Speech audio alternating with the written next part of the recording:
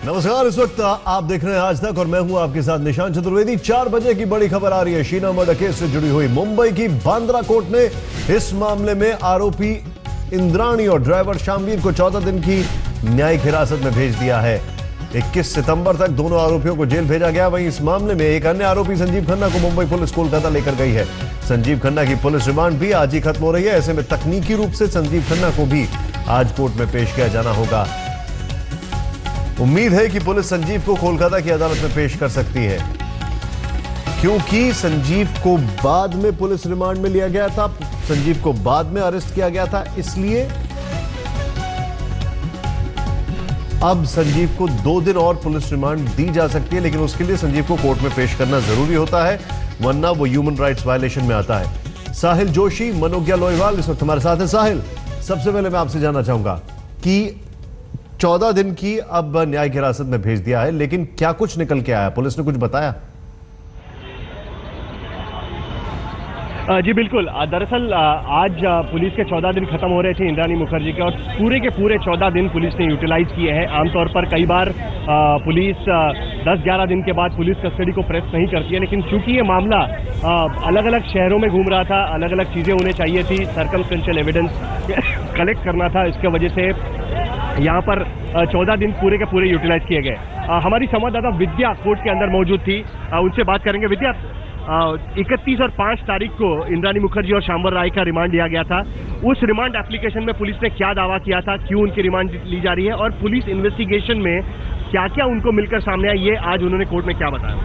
दरअसल अदालत में ज़्यादातर कंसंट्रेशन जो था वो संजीव खन्ना के ऊपर था, क्योंकि संजीव खन्ना की जो रिमांड वो पुलिस चाहती थी, और जिस तरह से उसे लेके चले गए अदालत में, किसी को भी, ना तो संजीव खन्ना के वकीलों को और ना ही संजीव खन्ना के परिवार के जो सदस्य जो हर रोज अदालत में आते हैं, ना उनको, किसी को भी इस बात का पता नहीं था कि दरअसल संजीव खन्ना को तो पुलिस कोलकाता लेके चली गई है। तो ज्यादातर कॉन्सेंट्रेशन जो था पूरे जो आज के आर्ग्यूमेंट्स का वो संजीव खन्ना के अराउंड ही था।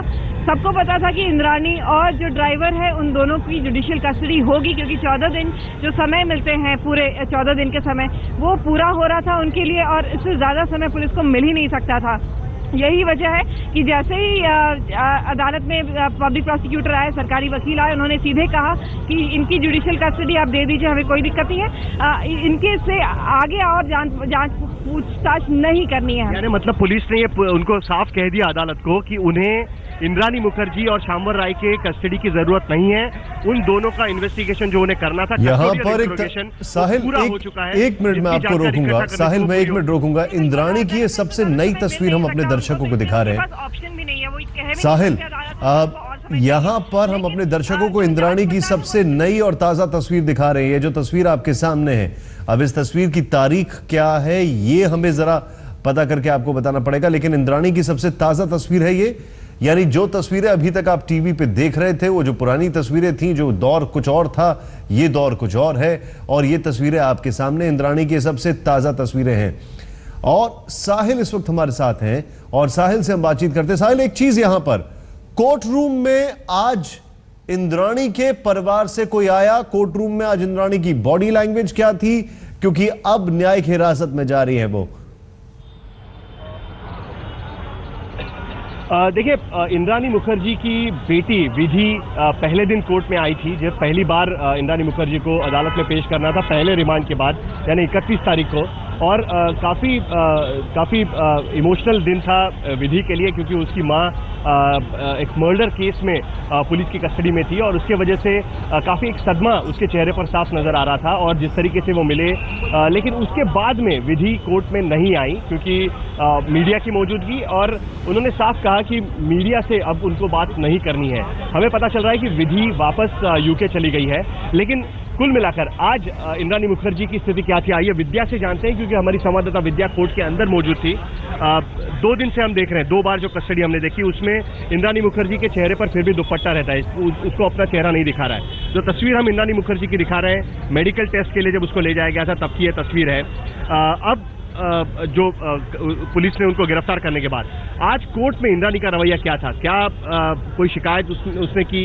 क्या उसकी बॉडी लैंग्वेज ठीक थी? क्या अभी भी उसको लगता है कि पुलिस ने उसको गलत तरीके से इस मामले में फंसाया हुआ है? किस तरीके की बॉडी लैंग्वेज? ये देखिए, अगर बॉडी लैंग्वेज की बात करें तो जैसे पहले था, थोड़ा रवैया वही था कि मुझे किसी से बात नहीं करनी है, जो भी हो रहा है वो गलत हो रहा है मेरे साथ।